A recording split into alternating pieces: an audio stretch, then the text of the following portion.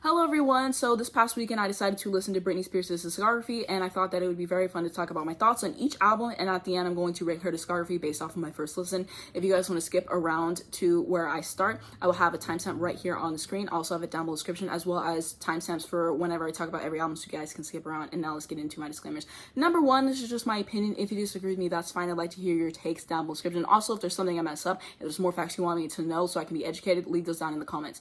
I've only heard these albums through once in their entirety. My opinion is definitely bound to change, of course. I'm looking off my phone for my notes. Yes, I know that she does not write the majority of her songs, and that is going to be it for my disclaimers. Let's get into it. So a few weeks ago, I made a video, and it was just me talking about albums that I listened to that week and just giving my opinions based off of my first listen. In that video, I did talk about Baby One More Time, and if you guys have not seen that video, I'm going to sum up what I said. So I feel like this is a cute album, but it just had some weak tracks for me, such as The Beat Goes On, Soda Pop, and Born to Make You Happy. I just feel like generally this album had more weak tracks than it had strong tracks. You can definitely tell that this is a debut album for sure. And my favorite songs in here are going to be Baby One More Time, Iconic, Sometimes, and Deep in My Heart. Definitely a showstopper, such a great moment. Next up, we have her second album, Oops, I Did It Again. So I feel like this is so much better than the first album, like by a lot. I think the production kind of blends together, like the backing tracks and just the way that the production sounds. It is too similar on every track. Like, why are they all blended together? I wish that they were more distinctive. That definitely does bother me. I like most of the songs, but there are some that I'm kind of iffy about, so I'll definitely have to go back and listen to those again so I can gain an opinion. And even Britney said herself that she likes this album more. She said she feels like it's more her. And I read that a lot of artists for the first album, the label has more control over that. And then once you get to the second album, you have more say-so in that. So I think that that was definitely the case in this situation. And so my favorite songs on here are going to be Stronger. I also really like Oops, I Did It Again. The music video is iconic. Her wearing that red suit, the way she does the choreography, one of the best music videos of all time, in my opinion. And lastly is going to be Don't Let Me Be the Last to Know.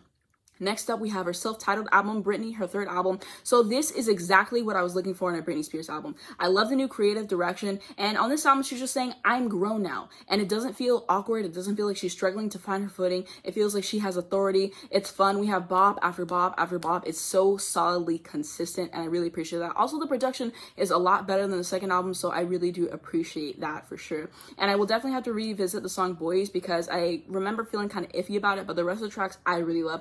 Really enjoyed myself listening to this album. My favorite songs are going to be Lonely, I'm Not a Girl, Not Yet a Woman. What I really appreciate of the song is her voice. I think it sounds very good. I know for her career that they made her use this baby voice, and I really wish that they would have let her sing how she actually sings because I think that she does have a beautiful voice. I really love the song. She sounds incredible in this one. And lastly is going to be Anticipating. Next up, we have her fourth album, In the Zone. So this is definitely one of my favorite album covers. I think that she looks gorgeous. I love the blue. I love the vibe that it's giving me.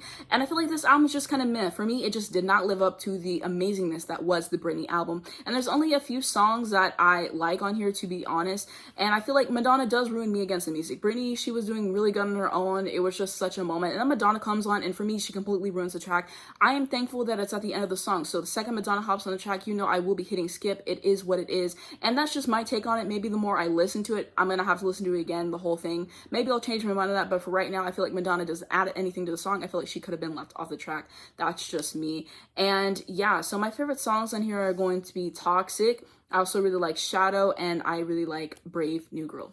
Next up, we have Blackout. So I think that this is a very solid album. It's definitely reminding me of driving home from the movies late at night. It's giving me Halloween type vibes, and we love it. We also really love the album cover. She has the black hair, and I really like the colors, the orange and the black that was used in it, and just the vibe that album cover is giving me alone. And then it's like you listen to the album, and she even elevates that more with the way that it's sounding, and we do really love that. And so I would think that Give Me More is such a great opening track. If there's one thing Britney Spears is going to do, it's going to be have a great opening track to set the tone of the album, and she does that once again. She said, I'm back, I'm better, and this is how we're going to do things for this album.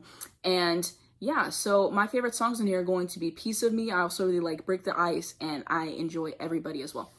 Next up, we have Circus. So I really appreciate how light this album feels. I'm pretty sure Britney said that she wanted to make a lighter sounding record in comparison to Blackout, and I think that she definitely did achieve that. She's back to the blonde hair, and the cover still feels soft, but it feels authoritative. It feels new, and I really do like the cover.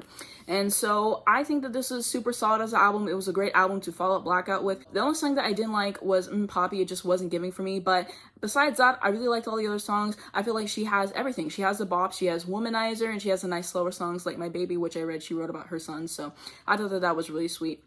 And yeah, so my favorite songs in here are going to be Circus, If You Seek Amy, and I really like Out From Under as well. Now we're on to Femme Fatale. So I feel like it starts off strong with Till the World Ends, and I also really love Hold It Against Me, and then I feel like it just goes downhill from there. This was released in 2011, and around this time is whenever EDM and dubstep, they were starting to become big and they were prevalent in a lot of songs. And the production is just so overbearing, it's so irritating. I really am not a fan of the production generally. And I read that she wasn't very involved in this album, and I could definitely tell that listening to it. Even before I read that, it just felt like that. It felt like it wasn't her, it felt like it wasn't authentic. It felt like it's what they wanted her to do. And that's just the vibe that it's giving me personally, and I just felt like there was a disconnect with this record for me.